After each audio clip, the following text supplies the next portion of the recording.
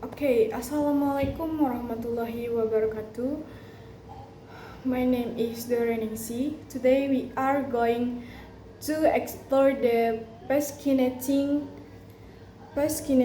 word fascinating fascinating world of English language teaching or ELT in Indonesian. It's a field with a rich history and continuously evolving present.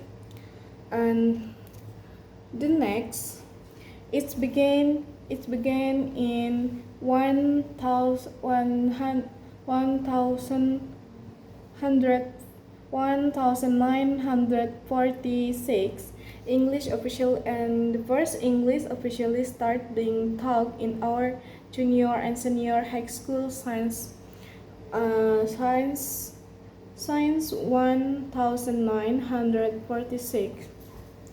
English officially entered Indonesian secondary school in 1946, marking the beginning of its formal journey in the education system. And the life science, it's been a crucial part of our education. Science then it science that it science then it han- has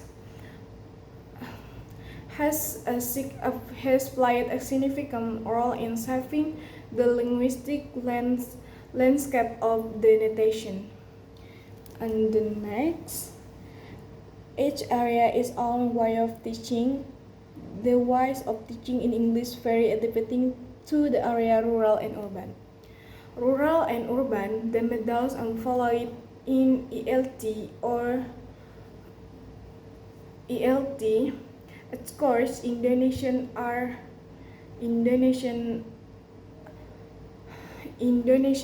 quite diverse, often reflecting the unique context of rural and urban areas. And the next, in rural areas, methods that often work well. Rural In rural school, we community effective forests.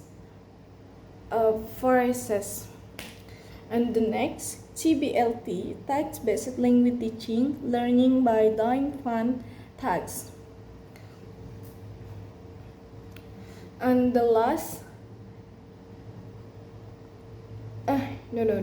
TBL text-based language teaching, learning by doing fun tasks.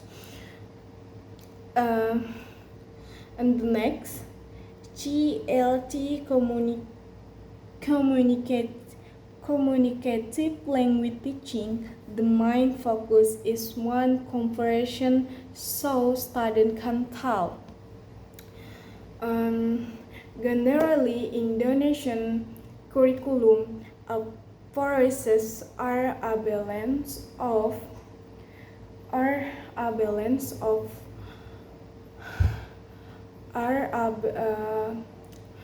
generally Indonesian curriculum processes are a balance of content-based, communicative, text-based, grammar-based methods, and tailored to meet the specific needs of learners and program objective. And the next, why students sometimes struggle to speak in English.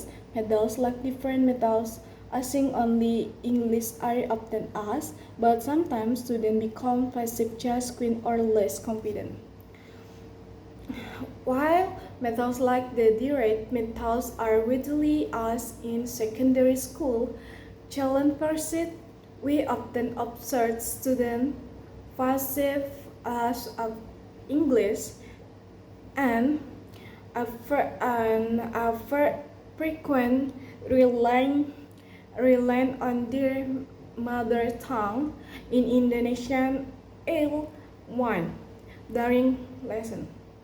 This can limit their exposure to the forget language. However, the us of L1 is always a negative. And the next, why when it's okay to ask Indonesian in English class? It's sometimes necessary. It's clear difficult con, concepts and introduction, especially when students struggle with spoken English. There is to maintain a balance as of bad language to maximize learning outcomes. And the next, Indonesia a rich language is impact on English. Indonesian is very rich a language Indonesian and hundreds of regional language. The linguistic will influence how to teach English. English is taught here as a foreign language.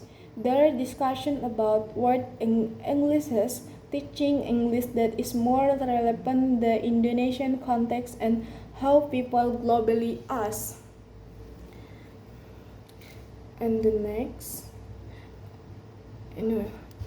Indonesian is naturally incredibly rich in linguistic this is in linguistic diversity with Indonesian as its official language and hundreds of local languages spoken across the archipelago.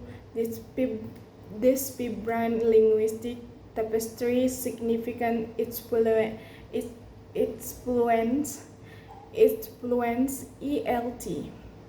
And the next, this is conclusion.